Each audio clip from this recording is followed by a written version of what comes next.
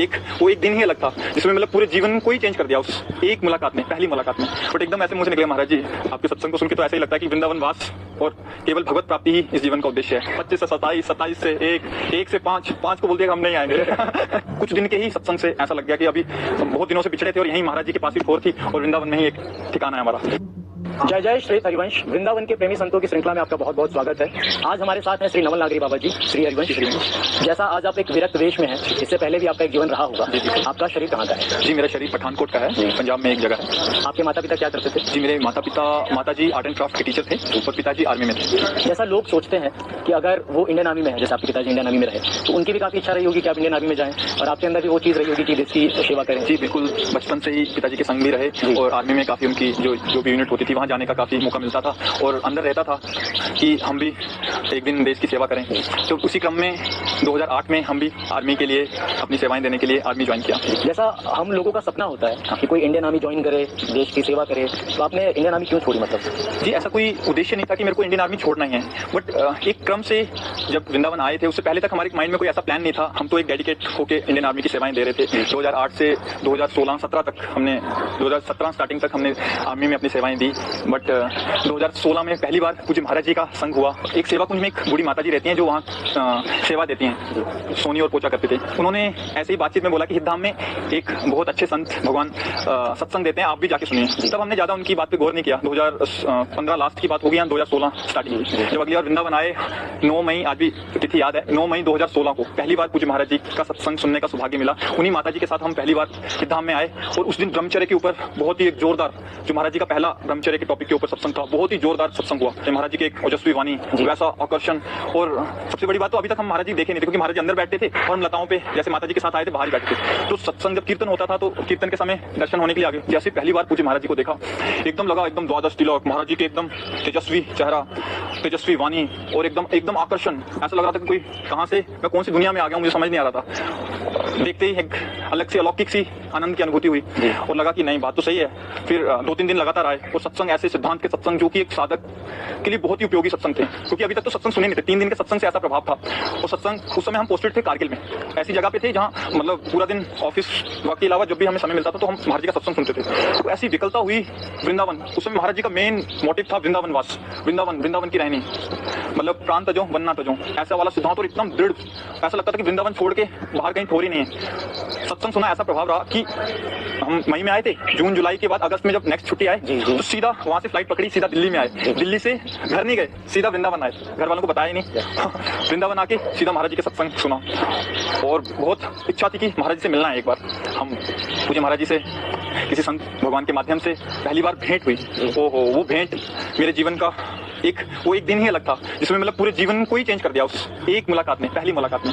ज्यादा नहीं, 5-7 मिनट की मुलाकात में पूरा जीवन ही। महाराज जी ने सर्वप्रथम क्या कहा था? जैसे हम दंडवत किए पूज्य महाराज जी को, महाराज जी ने पूछा कि बेटा आपके जीवन का क्या उद्देश्य है, और थोड़ी बातचीत हुई थी तो किसी ने बताया कि आर्मी में है तो आपका सत्संग सुने तो बहुत आकर्षित हैं, तो महाराज जी आपके जीवन का उद्देश्य क्या है? तो एकदम मुंह से निकल गया, यद्यपि कोई उद्देश्य नहीं था बट एकदम ऐसे मुंह से निकले महाराज जी आपके सत्संग को सुन के तो ऐसा ही लगता है कि वृंदावन वास और केवल भगवत प्राप्ति ही इस जीवन का उद्देश्य है, अन्य कोई भी ऐसा उद्देश्य अभी नजर नहीं आ रहा। कुछ दिन के ही सत्संग से ऐसा लग गया कि अभी बहुत दिनों से पिछड़े थे और यहीं महाराज जी के पास ही ठोर थी और वृंदावन में ही एक ठिकाना है हमारा।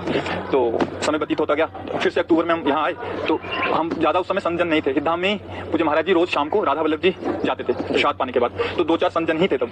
तो कृपा करके हम भी साथ पीछे चल लेते थे, दर्शन करके आते थे और उनका रात का संग मिला। रात को उस समय चरण सेवा का सौभाग्य प्राप्त हुआ, क्योंकि कितने जने थे ही नहीं। तो महाराज जी के साथ जो एक संभाषण, और महाराज जी हर समय एक भागवतिक बातचीत, और हमें लगता था कि जीवन का बस यही है। बाहर तो घूमे आए थे, सारा पूरा संसार तो देख ही रहे थे, बाहर लोगों के साथ रहना उठना बैठना तो होता ही था, बट ऐसी लाइफ, ऐसी एक महाराज जी की ओजस्वी वाणी, मतलब उसका संग आपको लगा कि जन्म मतलब जिसके लिए भटक रहे थे, बिल्कुल ऐसा ही। उसके बाद तो और ज्यादा आग लग गई कि नहीं अभी तो रहना ही नहीं है, और ज्यादा संग हुआ।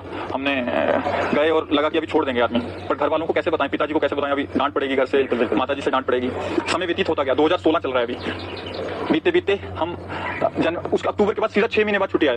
वहाँ जाके हमने बोला कि हम नौकरी नहीं करेंगे, तो हमने काफी एप्लीकेशन वगैरह लगाया, बट सबने बोला कि नहीं अभी तो 3-4 साल 5 साल की और रह गई है, तो आप नौकरी तो कर ही लीजिए, सरकारी नौकरी ऐसे मत छोड़िए, पेंशनेबल सर्विस है आपकी, तो पेंशन लेके फिर जैसे रहना होगा आप रहिए। काफी सारे इंटरव्यू वगैरह वहाँ हुए, बट किसी ने छोड़ा नहीं। फिर लास्ट में बोला तू कहाँ जाना है, हमने बोला हमें मथुरा ही रहना है, तो उन्होंने बोला तेरी मथुरा पोस्टिंग करा देते हैं, तो मथुरा पोस्टिंग उन्होंने करा दिया। जैसे मथुरा उन्होंने पोस्टिंग करा दिया, अभी हमारी मार्च में हम छुट्टी आएगी, ठीक है मथुरा तो पोस्टिंग आई गया, अप्रैल में ज्वाइनिंग करेंगे लास्ट तक, और मार्च में हम 17 मार्च 2017 जी। घर में बोले कि हम 2 दिन के लिए वृंदावन जा रहे हैं। माता जी को लग गया था थोड़ा थोड़ा डाउट कि ये कहीं गड़बड़ करेगा लग रहा है, बट हमें कोई ऐसा आभास नहीं था। हम सोचा कि ठीक हम वापस आ जाएंगे 2-3 दिन उधर रह के। तो हमने 21 तारीख की फिर से बैक रिजर्वेशन करा ली और 17 तारीख को हम यहाँ आ गए।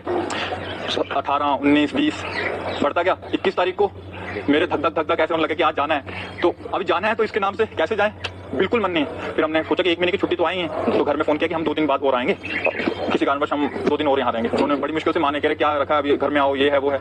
तो 23 तारीख रिजर्वेशन करा लिया तत्काल में। फिर 23 तारीख आ गई।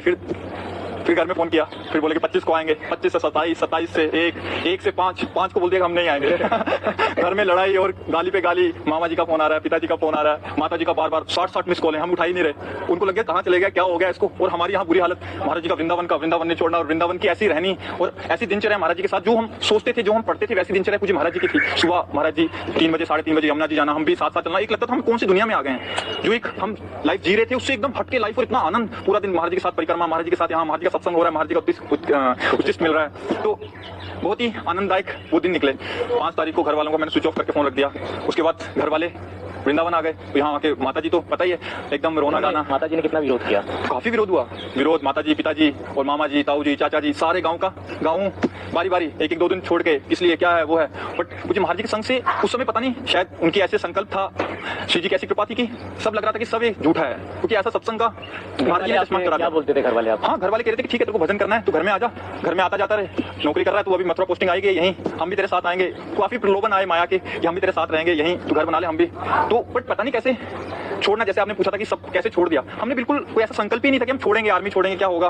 ठीक वो अपने आप होता चलेगा, केवल संत महापुरुषों की कृपा से कैसे संभव हो गया। सब कैसे छूट गया हमें वो भी नहीं पता कि हमें ऐसा करेंगे ऐसा नहीं करेंगे, केवल महाराज पूज्य महाराज जी के संकल्प से। आपके घर वालों ने ऐसा नहीं कहा कि हम मर जाएंगे तुम्हारे बिना? बिल्कुल, सब हुआ। काफी श्राप लगे हम तू कभी सुखी नहीं रहेगा, ये है वो है। बट आपको सच्ची बात बताएं, आज 2016 से 2017, आज 2022 चल रहा है। जो माता पिता, जो पारिवारिक जन एक बार भी वृंदावन आते नहीं थे, उनको पता नहीं था, आज कम से कम वो 60-70 बार वृंदावन आ चुके हैं। हर 2 महीने 1 महीने में उनका चक्कर लगता रहता है, वृंदावन आते हैं। अभी पिछली बार जब आए थे वो कह रहे थे कि तुम अच्छे रहे, उस संसार से निकल गए, मतलब वहाँ रहना वो तो जान ही रहे हैं उस लाइफ को। और पूज्य महाराज जी का सत्संग, क्योंकि हम यहाँ रहते हैं तो चिंतन तो कहीं ना कहीं रहता ही होगा। पूज्य महाराज जी का सत्संग सुनने से उनके हृदय में भी परिवर्तन शुरू हो गया है। वो कह रहे थे कि हम भी वृंदावन वास करेंगे। पिछली बार आए थे, यहाँ ढूंढ रहे थे अपना घर, यहाँ हम रहेंगे। तो देखो कैसी महापुरुषों की कृपा, जैसे पूज्य महाराज जी और संत जनों के मुखारबिंद से सुना है कि किस पीढ़ियां तर जाती हैं। हम तो प्रकट में देख रहे हैं, जो मामा जी, चाचा जी, फूफा जी कभी नहीं आए थे, वो कम से कम 20 बार आके यहाँ मिल चुके हैं। वृंदावन महिमा अमृत में पूज्य महाराज जी के श्रीमुख से सुनते थे कि एक बार जो वृंदावन आ जाए वो नरक नहीं जाता।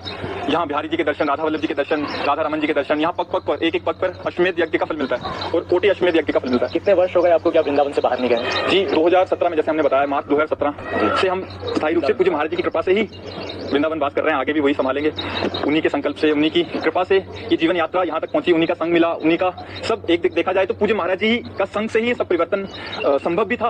अगर उनका संग, भले हम वृंदावन वास करते, अगर पूज्य महाराज जी का संग, श्री जी की कृपा नहीं होती तो हम कभी भी यहाँ टिक नहीं सकते थे। ठीक है, हमारे अंदर संकल्प हो सकता था शायद कि चलो हम वृंदावन वास करेंगे, अपना उद्धार करेंगे, बट जिस मार्ग में, जिस उपासना में उन्होंने हमें जोड़ दिया, वो मतलब अतुलनीय है। उसकी कहीं भी कथन नहीं कर सकते, हमारे जिव्या से हम उसका वर्णन नहीं कर सकते। कैसी कृपा का अनुभव हो रहा है और हम कैसे बताएं। जैसे पूज्य महाराज जी कभी अपने सत्संग में कहते हैं, जन्म जितायो, वैसे जीत गए और वो आगे भी वही जिताएंगे जैसा भी है। आज उनकी कृपा से वैसे चल रहे हैं। आते हैं उतार चढ़ाव, इस मार्ग पे चलने पे भी आते हैं काफी। पूज्य महाराज जी के संग से उनसे डांट भी पड़ता रहता है, बट केवल उनके शासन से इस मन तो है ही है। जैसे पहले मन था वही तो मन है। कैसे कैसे धीरे धीरे वो समय नहीं दे रहे इस मन को कि विषयों में जाए, यहाँ जाए। जहाँ कभी ऐसा चिंतन भी आता है तो उनका डर है, उनका शासन है, पूज्य महाराज जी की डांट पड़ेगी। पूज्य महाराज जी की कृपा से ही ये संभव हो पाया है, जो हमारी एक संसारिक मोह माया से निकाल के उन्होंने वृंदावन वास दिया। उसके बाद 2016 से जो जैसी जीवन यात्रा आज 2022 तक चली, और कैसे कैसे वो लेके आए हैं वो तो मेरा हृदय जानता है और पूज्य महाराज जी जानते हैं कैसे कैसे उन्होंने यहाँ तक पहुंचा दिया है। और इसकी भी चिंता नहीं है, क्योंकि उन्हीं की कृपा बल से ही बात कह रहे हैं। किसी की भी चिंता नहीं कि आगे कैसे निर्वाह होगा। वो सामर्थशाली गुरुदेव भगवान है, सामर्थशाली श्री जी हैं, वो कैसे ही आगे लेके जाएंगी। जैसे वो यहाँ तक लेके आए, जैसे वो आगे रखें, श्री जी जाने, गुरुदेव जाने, श्री हरिवंश। चित्त का परिवर्तन हो जाना ही सबसे बड़ा चमत्कार है। आज हमने बातचीत की श्री नवल नागरी बाबा जी से, जाना उनके जीवन के बारे में, उनके जीवन का परिवर्तन कैसे हुआ, उनके चित्त का परिवर्तन कैसे हुआ, कैसे उनके घर वालों ने उनका विरोध किया और जो वही घर वाले आज उनके सपोर्ट में हैं। आज जो कहते हैं कि बेटा आपने बहुत अच्छा डिसीजन लिया और हम बहुत खुश हैं और अच्छा हुआ कि आप संसार में नहीं आए। ऐसे ही हम और संत भगवान के जीवन चरित्र को सुनेंगे, उनको समझने की कोशिश करेंगे, प्रेरणा लेने की कोशिश करेंगे कि कैसे हम भी इस भगवत मार्ग में आगे बढ़ सकते हैं। श्री सद्गुरुदेव भगवान को नमन। जय जय श्री हरिवंश, श्री राधा वल्लभ लाल की जय।